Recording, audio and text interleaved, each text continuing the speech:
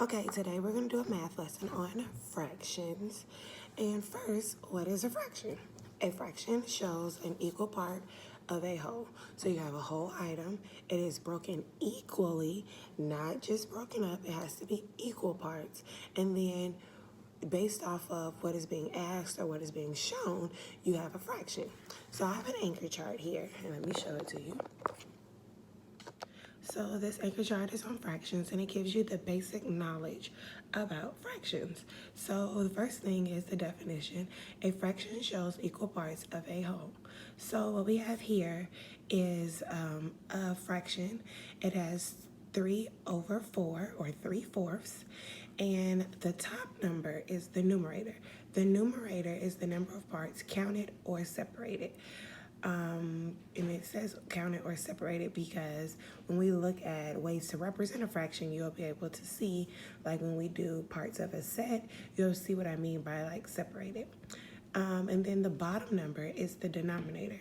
It's the equal number of parts. And so what I tell my students is that the bottom number is how many parts are there in all. When you have the fraction, the shape or the set or the number line, whatever you're breaking up, how many do you have in all? And not what's shaded, not what's not shaded. It's how many do you have in all? And that's what you're going to put at the bottom. And then the top number, which is the numerator, is the counted number of parts, whether it's how many is shaded, how many is not shaded, what space on the number line it is.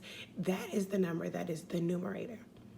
And then another basic fraction information is a unit fraction, a fraction with a numerator of 1. And so this goes into when we were doing place value, that 1 cube was called a unit and it represented 1. And so the unit fraction is representing one space of the whole fraction. And so all of the fractions are broken up into unit fractions. For example, we look down at this one, this is broken up into fourths, and this is 1/4, this is also 1/4, this is 1/4, and this is 1/4 of the fraction. And so what it's saying is it's 1 unit of the whole. And so any unit fraction has a 1 in the numerator, and then the denominator is the equal number of parts. And what is also one of the most important things about fractions is that it has equal parts. And so I did a diagram here, and this is 3/4 as well. And I took a rectangle and I broke it up into 4 equal parts. And we have 3/4 here, 3/4 are shaded.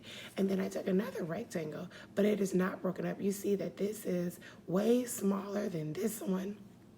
So this cannot be a fraction because it is not broken up equally. So here is the anchor chart of ways to represent a fraction. The first way we have is parts of a set. This is where we have a set of hearts, and then it says what fraction of the set is shaded. And so we have to see how many do we have total, and that will be the denominator. And so we have 1, 2, 3, 4, 5, 6, 7, 8 hearts total, and then that will be the denominator because that's the whole set. And then we put the fraction that we want to know is how many is shaded. So we have this here, and let's count the hearts that are shaded. 1, 2, 3, 4, and 5. So 5/8 of the set is shaded. When you have a set of items that could be different or the same, but it's not a actual shape, and you have to give a fraction of some sort of the set. For example, you could have a bowl of fruit, and the bowl of fruit could have 7 pieces of fruit. It can be 3 bananas, 1 orange, 1 green apple, and 2 red apples. And then you can say, well, what is the fraction of apples in the fruit bowl? Well, we know that the denominator, which is the bottom number, will be 7 because there are 7 total pieces of fruit. And then the numerator would be 3 because there are 2 red apples and 1 green apple. And that lets us know that 3/7 of the fruit bowl are apples. Another way to represent fraction is parts of a whole. And that is when you have a shape like a rectangle, a square, a circle, hexagon, octagon, and you have it broken up into equal parts, and you have some that is shaded and some that's not shaded. And so we want to know how much of this shape is shaded. So what you will first need to do is figure out how many boxes are there all together. And you'll just do simple counting. It's 1, 2, 3, 4, 5, 6, 7, 8. So that is your denominator because that is the whole number of parts. And then we want to know how many is shaded, which is the question is asking us, which is 1, 2, 3, 4, 5. So 5/8 of this is shaded. That way to represent a fraction is a strip diagram. And you have what's like essentially like a little strip, a rectangle strip, and it is broken up into unit fractions. And remember we said that a unit fraction is where it's 1 in the numerator. It is showing 1 unit of the strip. And so we have eighths here, and it says what fraction of the strip diagram is shaded. And so what you would do is count the shaded pieces. 1, 2, 3, 4, 5, and 5/8 of the strip diagram is shaded. Now, then the last way that I'm going to show you how to represent a fraction is a number line. Now, number lines can be a little tricky, but if you look at it and when you're doing it, you incorporate the strip diagram, it will be able to help you be most successful when doing a number line. So when we think of number lines, we think of 1, 2, 3, 4, 5, but this is not the case when doing fractions. It is when you are breaking up a whole in however many parts. And so you have 0. It's kind of similar to a ruler. You have 0 and you have 1, and your whole can be broken up into however many pieces that it's broken up into equally. In this case, it is broken up into eighths. And the reason why we know that is because we look at these fractions here and we see that it's an 8. And so when you're doing a number line and you're finding the fraction of a number line, you do not count 0. 0 is just marking the space of where you started, and then you go on to the next number. This is 1/8, 2/8, 3/8, 4/8, 5/8, 6/8, 7/8, and 1 whole, which is also known as 8/8. When you have a number, the same number in the numerator and the denominator, that is 1 whole.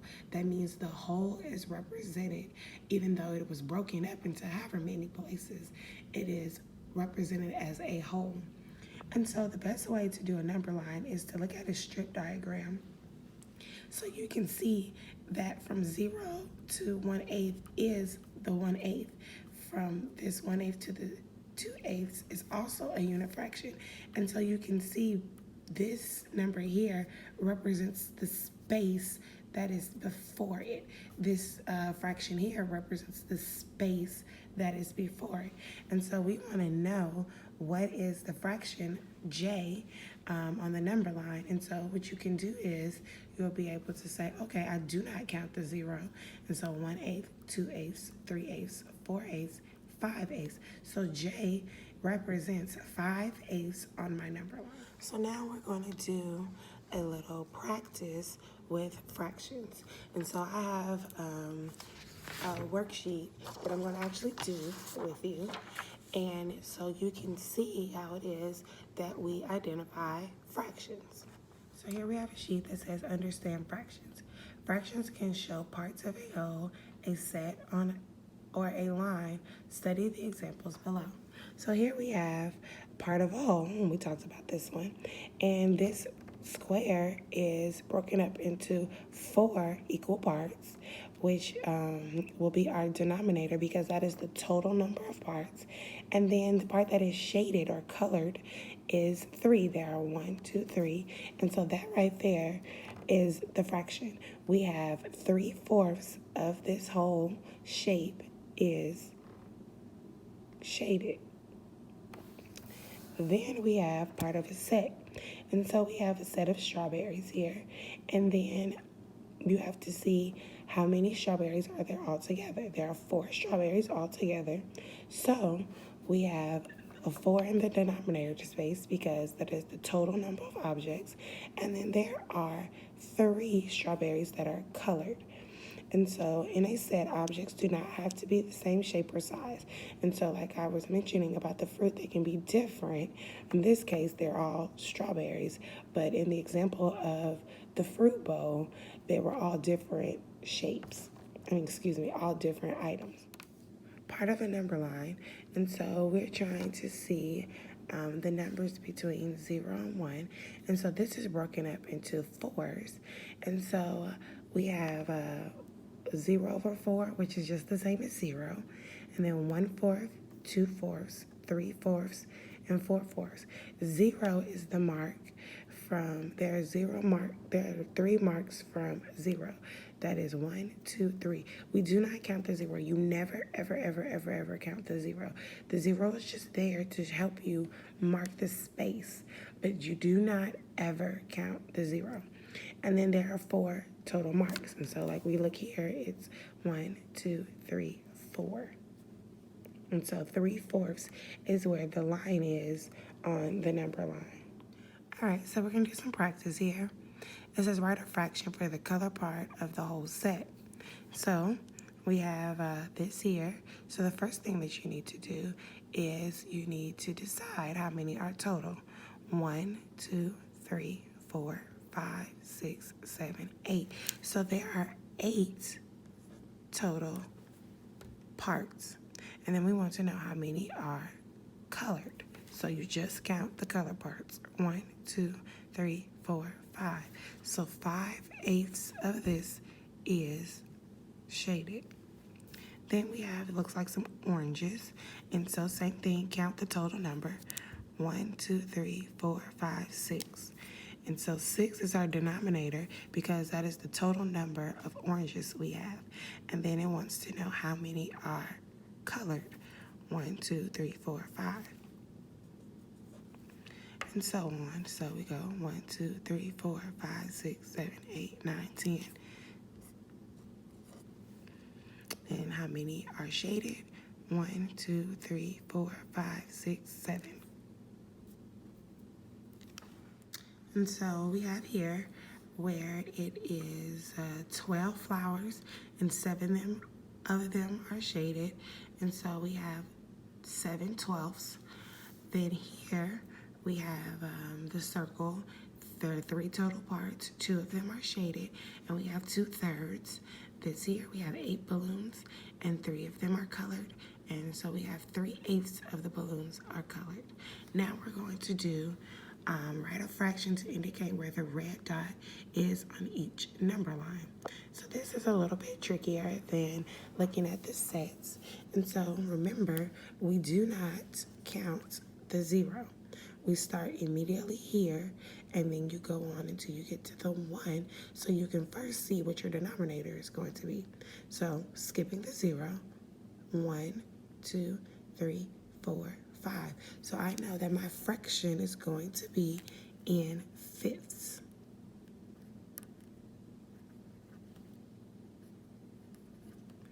And so I can go ahead and write this for all of mine because I know that's going to be in fifths because I counted all of the marks.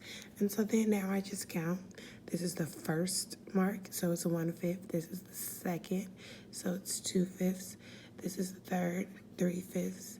This is the fourth, 4/5. And then this is the last, which is the whole, and it is 5/5. Remember, if the numerator and denominator is the same, it is equal to 1 whole.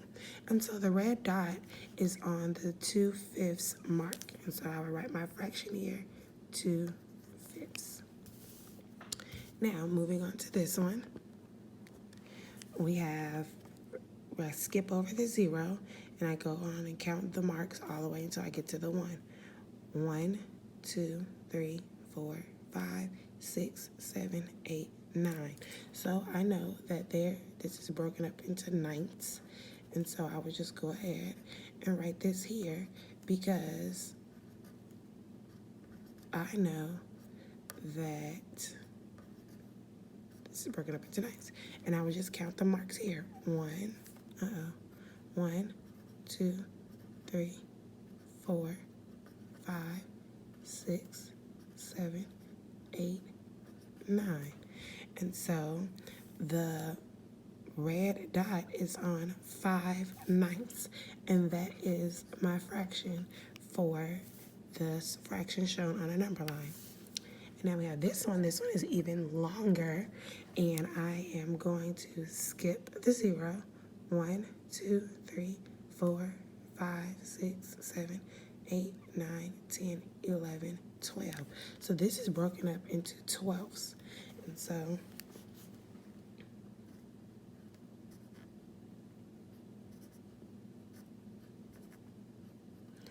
I'm doing this a little bit backwards, and this is okay because you know how to count backwards. You typically would count forward. However, I know that I started backwards with 12 over 12 because that is the whole number represented, and I can just go back and it'll still give me what I need to know. And then now I need to find my red dot, and my red dot is on the 11/12 fraction, and so that is my answer.